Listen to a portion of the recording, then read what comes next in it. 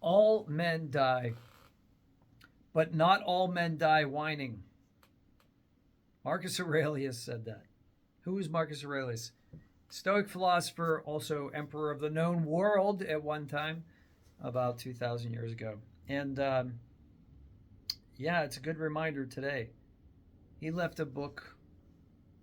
We call it the Meditations, but it was basically a journal, and he wrote things to himself. So he talked to himself. So when I say you, if I say that when I'm speaking, I'm talking to me. I'm talking to my 20-year-old self. I'm talking to myself now. So what I'm going to say, don't take it personally. But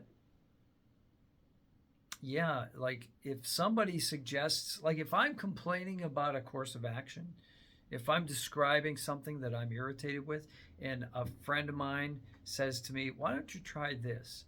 And I dismiss that out of hand and just continue to tell him why I'm irritated, I'm whining. Now I'm in whining territory, right?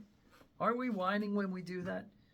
We've been presented a possible solution, and yet we don't want to hear it. We just want to continue to hear ourselves complain about the current situation.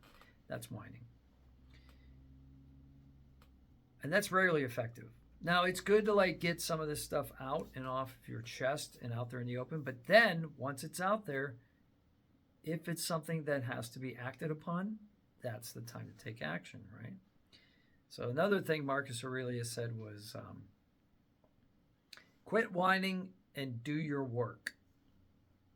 Or do your job is how it's sometimes translated. And in fact, I had a pottery studio and I made pottery and I put that inside of a dish.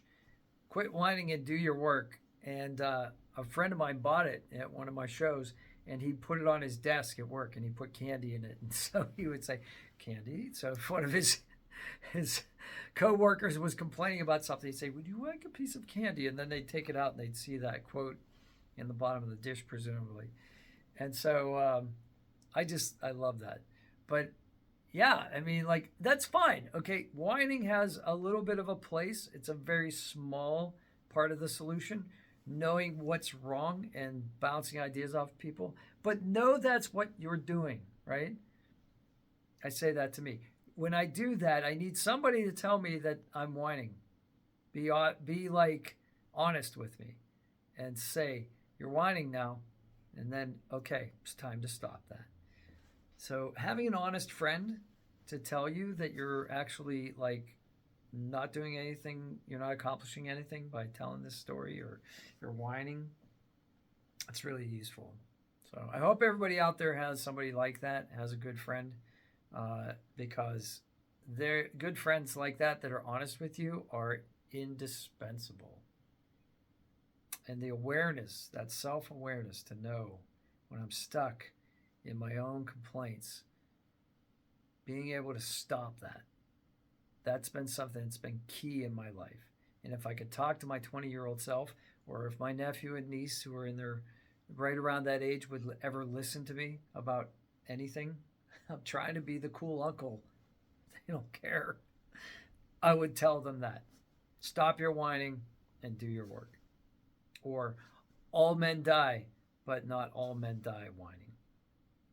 If you have something to say about this, put it in the comments. And I'll see you on the next one. Thanks for your likes and subscribes. We're over 13,000 strong now. So let's keep it going. Thank you.